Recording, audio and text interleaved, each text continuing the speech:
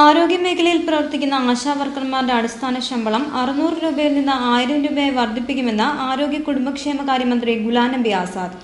NRSMന്റെ വെട്ടിക്കുറച്ച ആനുകൂല്യങ്ങളും ശമ്പള പ്രശ്നവും ശ്രദ്ധയിൽപ്പെട്ടിട്ടുണ്ടെന്നും ഉടനടി പരിശോധിച്ച് പരിഹാരം കാണുമെന്നും കേന്ദ്രമന്ത്രി ഗുലാം നബി ആസാദ് പറഞ്ഞു. 88,000 Ashas, 8,88,000 Ashas in the country. Our villages are only 6 lakhs. But we have appointed Ashas also in the hamlets, as a result of which the number of Ashas has gone 8,88,000. And the job of these Ashas is to assist and help the pregnant women, to give them the iron and folic acid, which are being provided by the Government of India Health Ministry. In the rural areas, they get 600 rupees. In the cities, they get 400 rupees. For immunization, for Tika, they are paid something. For antenatal checkups, they are paid something. But only about a fortnight back, we have decided that initially we will be providing them 1,000 rupees, and over and above, for each work they will of course get, the money as much as they work, they will get according to their work extra money.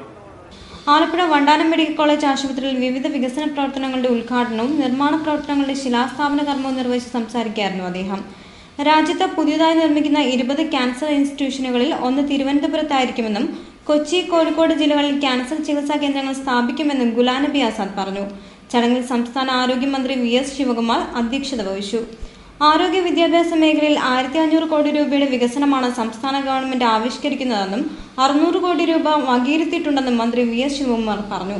Medical കോളേജുകൾ, പുതിയ 8 medical college തുടങ്ങുന്നതിന്റെ ഭാഗം 1500 കോടിയിൽ പരം രൂപയുടെ വികസനമാണ് medical വിദ്യാഭ്യാസ രംഗത്ത് പുതുതായി ഈ ഗവൺമെന്റ് ആരംഭിക്കാൻ പോകുന്നത്. 1500 കോടിയിൽ പരം രൂപ വികസനം. അതോടൊപ്പം തന്നെ ഞാൻ പറയട്ടെ, നമ്മുടെ കേരളത്തിലെ മെഡിക്കൽ കോളേജുകളുടെ വികസനം, മെഡിക്കൽ കോളേജുകളിലും കോടിക്കണക്കിനുള്ള വികസന പ്രവർത്തനങ്ങൾ നടക്കുകയാണ്.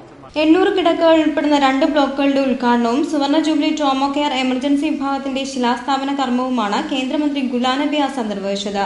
ലീനിയർ ആക്സിലേറ്റർ, നവജാത ശിശു പരിചരണ വിഭാഗം എന്നിവയുടെ ഉദ്ഘാടനം കേന്ദ്ര സഹമന്ത്രി KC വേണുഗോപാലും, gallery type lecture hall, PG residence quarters എന്നിവയുടെ ശിലാസ്ഥാപനം കേന്ദ്ര സഹമന്ത്രി കൊടിക്കുന്നിൽ സുരേഷും, നഴ്സസ് ഹോസ്റ്റൽ, പോസ്റ്റ്മോർട്ടം കോംപ്ലക്സ് എന്നിവയുടെ ഉദ്ഘാടനം പൊതുമരാമത്ത് മന്ത്രി VK ഇബ്രാഹിം കുഞ്ഞ് നിർവഹിച്ചു. G Sudhakaran MLA, PC Vishnunath MLA, ജില്ലാ കളക്ടർ N പത്മകുമാർ തുടങ്ങിയവർ പങ്കെടുത്തു.